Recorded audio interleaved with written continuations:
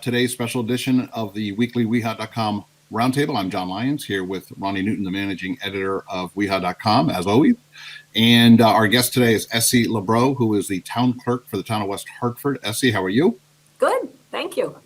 So we had a technical issue because TV was running a little bit late, so I had to hold up on that. We had to do some back-end stuff here. So we are ready to go, running about 10 minutes late, but we are ready to get started. Just waiting for TV to pick us up. We'll get a confirmation and Ronnie to do the usual placements on all the sites, and we are being carried statewide today on Connecticut News Junkie. Thank you to the folks over there, and welcome to all the people around the state. While we are talking West Hartford centric today, I think a lot of the topics we are discussing will relate regardless of what town you're in Connecticut.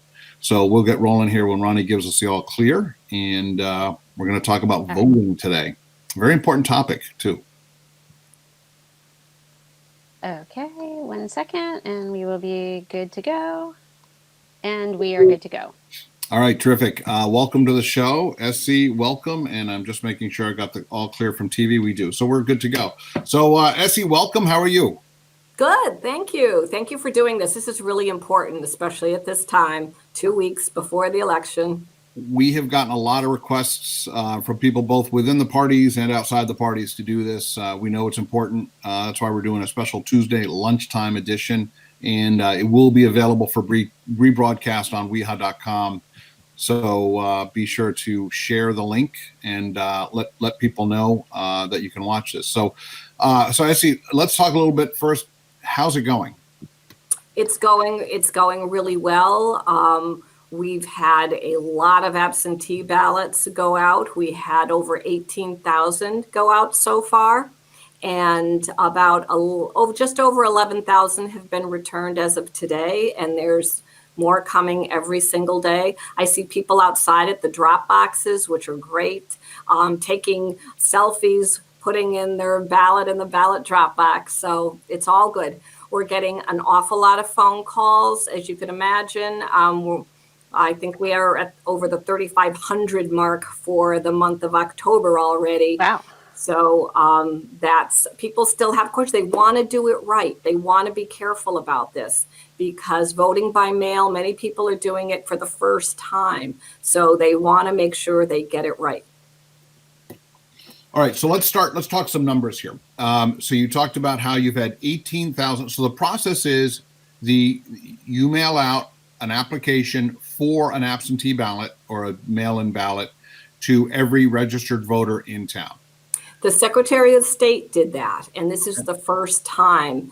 Actually, it was the primary where the Secretary of State mailed out the applications, and the voter should fill out that application and return it to the town clerk's office as soon as possible.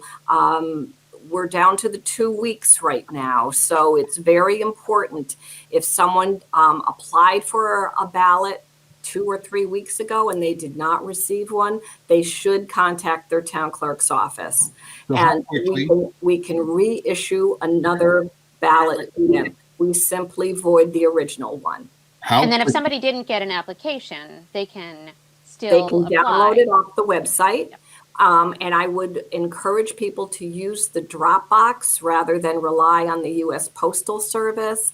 People are listening to the national news, and different states do things differently. So I would encourage people to go to their town clerk website and look for information. We have the downloadable applications if you're an overseas voter.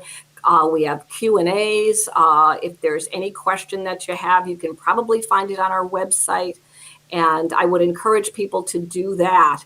This is not early voting. We're getting a lot of calls about early voting. Different states do early voting at the polling place. The state of Connecticut does not do that.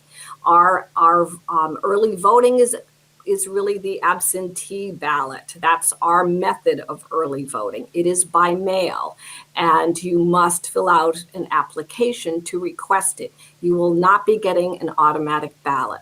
And that's where people sometimes get confused. They hear news stories from other states and they think they're going to get a ballot, and the application is not the ballot. So you must fill out that application. We also need an original signature. So we get a lot of college students that are sending us emailed applications, but we must get that original signature and form back in the office by election day. We can issue the ballot, but it will not be counted unless we have that original signature in our office by 8 p.m. on election day. Once you get the application, how quickly do you turn around the absentee ballot? Within 48 hours. Okay. And we are basically trying to stay on top of a 24-hour time frame too. So we take the ballots and applications out of the Dropbox. You can put your application in the Dropbox. So that is something that people have also asked about. You can put that application in the Dropbox. We take the materials out at least twice a day, and then we issue the ballots first. And that gets a priority. And then we receive the ballots in. It goes through our CVRS system, the voter registration system, and that's where the voter can take a look later on to see if their ballot was in fact received by our office. All right. And to see if the application was mailed as well, right? Correct. That's correct. Or if the application was received. Yes. We're assuming most people got their application unless they moved or for some other reason. Right. And I have to say, with the U.S. mail, I have had some residents call that said they applied back in September, and there was one individual that contacted me, and she hadn't received her ballot. So we were all ready to reissue the ballot, and she called and said, I just got the ballot. And for some reason, even though it was mailed on October 2nd, it was postmarked October 14th. So there are, it's a manual process. The U.S. mail, if you leave an application or a ballot at a post office, there still is a manual process for handling that ballot. So I would definitely use the drop boxes. They are, like I said, we empty them multiple times a day, and we turn over those applications as soon as we can get them. And in addition to the 2 drop boxes outside Town Hall, there's a third one, right? Yes, and that is at Jackson Library. Yes. So for those who might be concerned or who might not want to drive into the center or who might have more concern about being around people, the one at the Faxon Library is kind of, not remote in a scary sense, because there are, I think you said that there needed to be security cameras and good lighting and accessibility, but it's just the one drop box by itself. That's correct. Don't accidentally drop it in the library book drop box, though. One of the other things that we have been seeing, unfortunately, not many, but some, when you're filling out your ballot, it's really important that envelope and sign it. We have had a number of questions about the name matching the label.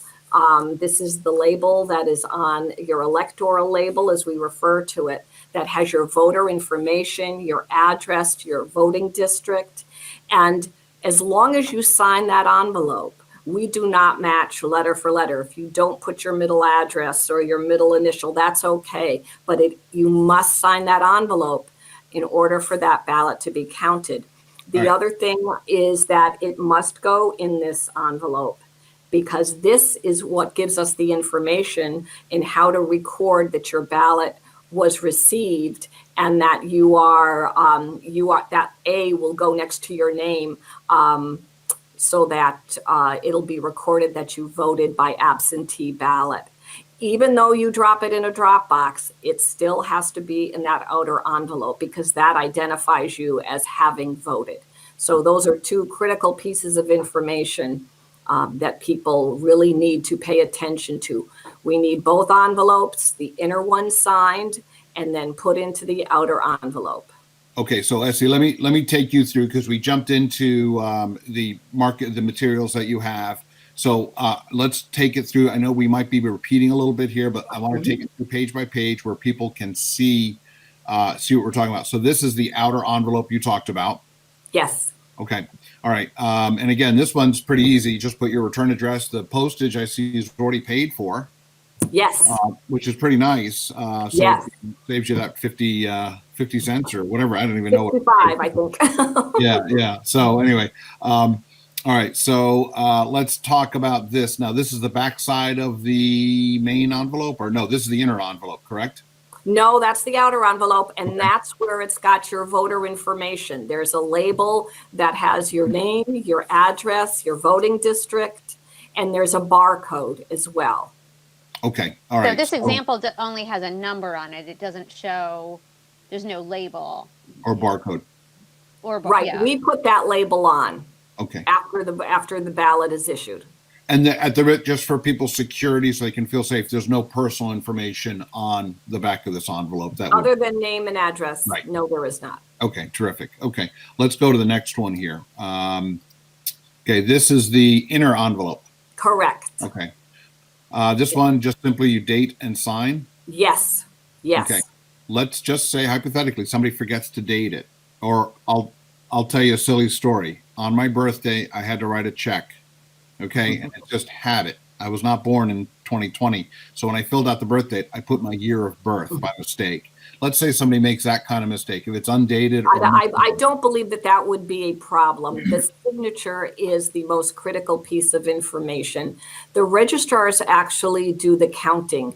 There's an absentee ballot moderator and absentee ballot counters that will actually open all these envelopes on election day. And the first thing they look for is a signature. If there is a date missing or a date that's a different date, I don't believe that that's something they would reject the ballot on, because they look at the intent of the voter, and clearly people sometimes confuse dates, or they're filling out the ballot, not on an election day necessarily. So that would be a case where the date would not matter that much. The signature absolutely does. You're kind of hitting on what I was thinking, because I could see somebody thinking, oh, the election's November 3rd. I better put November 3rd as the date. Right. That type of thing. So, all right, let me jump to the last piece you sent us. Now, this is an actual ballot, correct? Yes. Okay. Yes. Terrific. Now, one thing that's different between this election and the August 11th primary is every single person who's a registered voter, regardless of party, needs to vote. And they all get the same. And they all get the same ballot, with the exception of the. Well, it's by legislative district, and we also have it by voting district. So we have 9 voting districts in West Hartford, and your ballot should say the voting district on the top, in that top right-hand corner as well. And that also differentiates your legislative district. And to be clear, the only thing you're going to do with this sheet of paper is fill within the line, draw that little circle of who you're voting for. There's no signature, there's no handwriting, nothing anywhere on it. So, correct. All right, terrific. I'm going to bring this back up. Thank you for that presentation, Essie. I do have more questions. Whoop, let's get rid of that. There we go. I also have a question that somebody texted me. And that's whether or not you can put a register to vote form in the Dropbox. Absolutely. Yes. Oh, you can? Okay. Yes. It's all election materials. And certainly we work with the registrar's office all the time when we empty that election. That's why we call it an election Dropbox, because we want people to know that they can put in applications, voter registration cards, and it's all election material. Okay. All right. Essie, let's talk some numbers here, because you brought up at the beginning of the call, you had 18,000 so far requests for ballots. Are the requests still coming in, or have they slowed way down? Yes, they are still coming in. And as we are winding down and we are reliant on the mail, people have to really think about this and make sure that they try to use the Dropbox so that we can get those ballots out right away. Because even if it takes 2 days to get the ballot out, then they need to return it. And I would recommend using the Dropbox rather than putting it in the U.S. mail at this time. How many registered voters do we have in West Hartford? Right now, there is about 41,700. Roughly. So, Okay. yes. That's rough. So I of thought you were going to say 703.5. so now, next question. How many people typically vote in a presidential in West Hartford? Do you know that number offhand? Yes. Well, actually, in 2016, it was about 77%. In 2008, it was 83%. So So, roughly 30 to 33,000, if I'm doing correct. my math right. Correct. So 34,000 voted in 2016. you are in good shape having 25 or more than 25, 30% of that number, a third actually, having already voted. Yes. So hopefully that means for the and I think the messaging here, and I don't want to speak for you, Essie, but is vote early. I think that's the message. And Well, people want that option, and one of the reasons why, obviously, COVID was the whole reason why we're doing this, but people need to plan, and they also wanted to have an option. Let's say something happens where the COVID rates go up, and we go into a lockdown next week. People will want to have that ballot in hand rather than having to go to the polls. So I've heard from a number of people that said, I have my ballot, but I still may want to go to the polling place. So the answer to that is hold on to the ballot, and when you make a decision whether you're going to the polling place or not, then you can send in that ballot if you decide to vote by mail. If not, just discard the ballot and go to the polling place. As of this point, because we have so many absentee ballots back and people have voted, we don't expect to see lines at the polling places. There's plenty of staff. There hasn't been an issue getting poll workers. I know they're planning for a large number at the polls, but like I said, because we already have a large number that voted by mail, we will not see lines at the polling places this year. So, and that's what I did. I applied for my absentee ballot. I have the ballot in hand. I haven't filled it out yet. My goal is, or my plan is, to vote at the polling place. I'll be reporting on the election anyway, so I probably would be visiting the polling places in any case. So I do plan to vote in person, but just in case I start running a fever or something happens, at least I won't be giving up my ability to vote. And that's what I've been telling people. Right. And people have to remember that ballot must be received by 8 p.m. on Tuesday of Election Day. Do not rely on the mail by sending it out on Friday or Saturday or Monday, because especially if it's Monday, we won't get it by 8 p.m. on Tuesday. So use the drop boxes. And unlike some states, in Connecticut, every ballot is counted. And the only way it wouldn't be counted is if your signature is not on that inner envelope, or you don't have the outer envelope. So those are the two biggest reasons why a ballot isn't counted. And it's typically voter error. I don't like to see ballots coming back after Election Day. We do get a large number of those. As a matter of fact, I got 3 ballots back yesterday from the primary. And they were people that I think they were confused, and they may have thought that, here's a ballot and I can. So what happens when you get something like that? It's just it's a late ballot. We did try to contact the voter to let them know that this was a primary ballot, not for the November election. So we are attempting to do that. But depending on signatures, I mean, if someone drops their inner envelope without the outer envelope, if we can read their name, we will try to contact them. But obviously, as time goes on and we get closer to that election date, it's not possible to do that every time. Essie, when are you allowed to start counting the ballots? The registrars will be starting to open the outer envelopes the Saturday before the election. It will allow them to do the checkoff where your name. They verify, and that's when Connecticut's got some really good checks and balances. So they verify that the ballot in hand is on that voter list as having voted by absentee, and they will be allowed to open the outer envelope, keeping the inner envelope to be opened only on election day. Will you be opening the envelopes all day election day when you show up at 9 a.m., 8 a.m.? Are you going to start opening?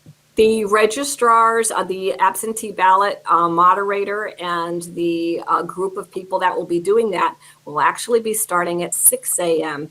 because there was some new timeframes allowed by the state. And so instead of 10 a.m., we're allowed to start the process at 6 a.m. So if you'd like to come and watch that at 6 a.m., John, you're welcome to come. Ronnie and I have not discussed our election day plan, other than both of us are probably going to be popping around to a couple of the polls. But I just received a text. I don't want to say who from, but Ronnie received the same text, and for me, it's not at all the first one I've received saying we should cover something on election day. So you never know. Ronnie and I need to huddle on that. But back to the voting. So here's the only concern. And Essie, I'm not trying to put you on the spot or have a gotcha moment, but the only thing I'm afraid of, let's say I diligently fill out my absentee ballot and I make a mistake, and I send the ballot in.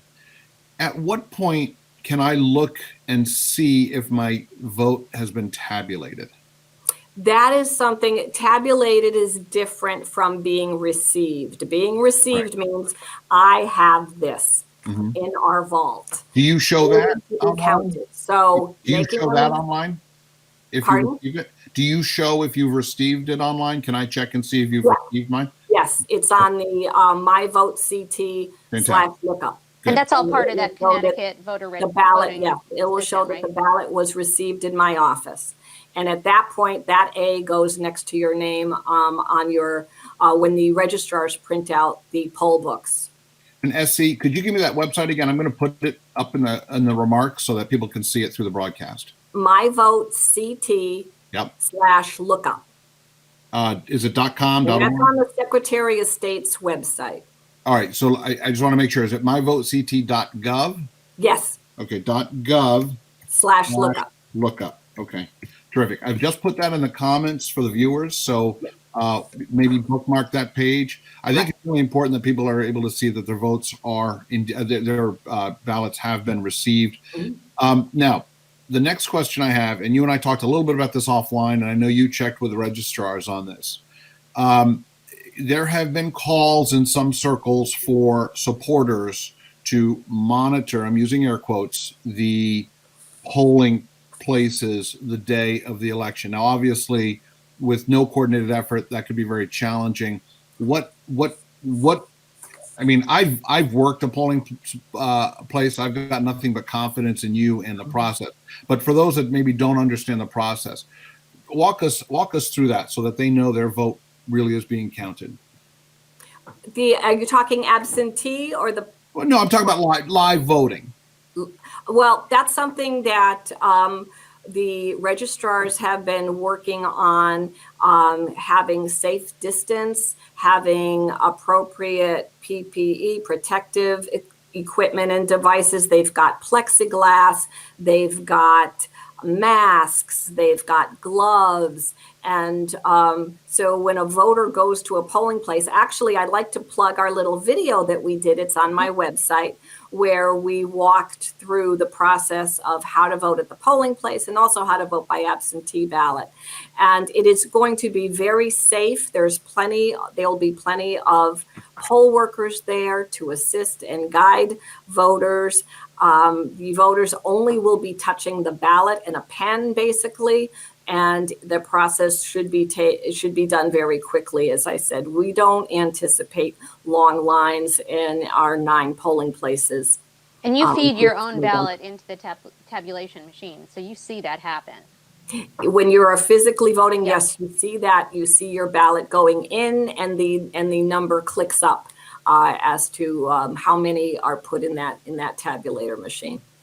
And as usual, any supporters of candidates are required to stand, what is it, 75 feet away from the doorway? If you're talking about unofficial checkers, that is what the parties can submit. I believe it's 48 hours before election day, submit a list of names to the registrars as unofficial checkers, and they are the ones that basically stand behind and can verify the people as they come through and have their names crossed off on the voting list. So, Essie, I have just posted in the comments a link to the YouTube educational video that you and Jen Evans put together. It's about 7 minutes long. It's very good. They showed it last night before the debate. It's very, very good. So we have that. So, Essie, one more question. Again, I don't know if you've got the answer, or if it's more registrars. You know, there have been calls in some quarters for people to show up to quote unquote monitor. Let's just say, you know, lay people. If somebody shows up wishing to monitor voting, you know, what's your advice to them? They should contact the registrars prior to election day. Okay. And they can answer those questions. And also, it depends. Do they want to be an unofficial checker for the election? So that is something that the registrars can certainly answer and handle for anyone that's interested. One other thing that I'd like you to mention is that we have an email account, elections@westhartfordct.gov. And if anybody has any questions, please email us. As I said, we are getting a large number of phone calls, emails. We're able to fix a problem if you have one, but let us know. Like I said, if you did not get your ballot and you submitted an application, please contact us right away. If there's anything wrong with your ballot, your envelope, if you make a mistake, if you put in the wrong, let us know. We can fix it. We can fix most every problem, except if you mail it in too late, or if you don't sign that inner envelope or use the outer envelope. But pretty much everything else we can fix for you. And I know you said this, and I know it does vary a little bit by state, but 8:01 p.m. if I show up at that box and drop my ballot in, it is waste paper. It will be locked. Okay. It will be locked. Yeah. Okay. All right. Terrific. Ronnie, any more questions on your end? No. Well, actually, one of the things that when you and I spoke before, you talked about if you wait until election day, your ballot won't be counted kind of in the initial count. It will ultimately be counted, but it won't be in the initial report. Right. And the reason for that is when we get ballots on election day, they need to be checked against the voter roll, the polling books, so that we can verify that the person didn't go to the polls to vote. So what the state is allowing us to do is hold those ballots for the next day, and they won't be counted on Tuesday night, but they will be added into the number on Wednesday after the registrars have an opportunity to check the poll books to make sure that person didn't go in person at the polling place to vote. And if they did, that ballot will not be counted. It will be voided. And is that different this year because of the volume of absentee ballot voting? Yes. Usually what we've done in the past is we've called the polling places. As we got the ballots in by district, we would call the moderators at the polling places to say, check these names off your list. But it's, with the volume that we have right now, and actually West Hartford is number 2 in the state for the most number of absentee ballots issued. And I think we're number 1 so far in the number returned. So, wow. Yeah. Essie, do you, and I know this might be the toughest question because this 11,000 number is not static at this point. It's still climbing, and hopefully will climb substantially over the next, 10 or 12 days. Do you think starting at 6 a.m., do you think you'll be able to give us results at 8 or 9 or 10 o'clock that night?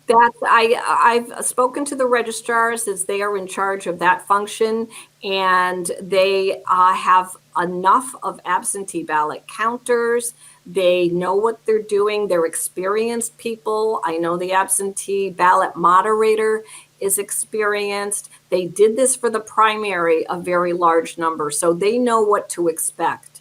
They're doing, being able to open that envelope, that first envelope prior to election day will really make things go a lot quicker. So I'm hopeful that there will be a quick result in West Hartford. Is being able to open that outer envelope uniform across the state? Yes. Well, the towns can choose to do that if they want to. Okay. Keep in mind, we have 169 towns, and some of them are very small, and they may only have 1,000 ballots. So that is not, something that's easy. But when you're dealing, like my office, with potentially 20,000, you welcome being able to do that one process earlier. And you have an automatic opener this year, Yes, right? I do. And I'm going to loan it to the registrars. Well, So that'll help avoid paper cuts, right? Oh, yes. and having to, run your hand underneath where somebody licked. So, it's a bit less contagious way of doing it too. So anyway, Ronnie, any last questions or thoughts? Yeah. So what about if people aren't registered to vote yet? Can they still do that?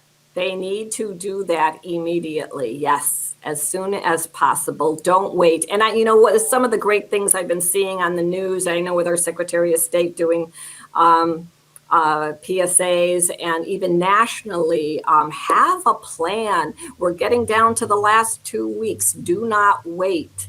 And that's the most important message. Use the drop box. Check to make sure you're registered. Because that can hold up an application. We get applications in, and people don't realize they're not registered to vote. So that means we have to contact them, they have to register, and then we can issue the ballot, because we cannot issue a ballot without you being registered. And if you've moved, you can still change your address? Oh, yes. Yes, the address changes are challenging, especially if you've already voted in one district. So if you do move within town, please notify the registrars and let them know, because it could affect how we count the ballot in what district. If you move within town, but you may be in another legislative district and not even realize it. And so that matters. It means you should get a different ballot. So all those little things are important.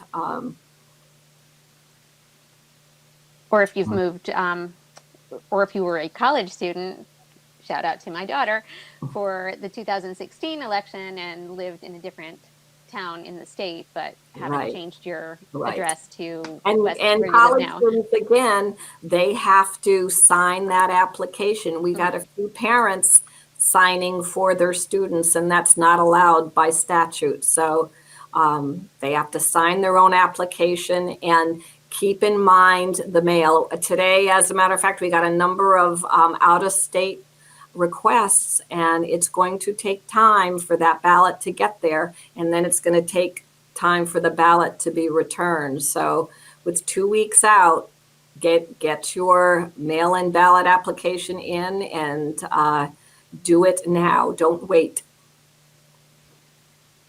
And be specific about your address too. I think we talked about this. College students don't just say. Yes, we've had trouble with, especially apartments and houses, and having the name, your name on your mailbox. There were a lot of undeliverables last year and in previous years, and a lot of college students, because their name wasn't on the mailbox, or just difficulty delivering them. Any more questions, Ronnie? I think that's it for my questions. Yep, I'm looking at my notes. I think we've covered everything. So we've been trying to keep people up to date on wehad.com about everything having to do with the voting process, and we'll keep doing that as we get closer, and we'll also, of course, have election coverage. Go to, I'll give WeHa a plug, go to WeHa.com, and they've got a great search function. Just type in voter or election, and you'll probably get quite a number of news stories and informational articles relating to this topic. But Essie, it's an important one. We're grateful for having you on today and for you being able to come on today. Thank you very, very much.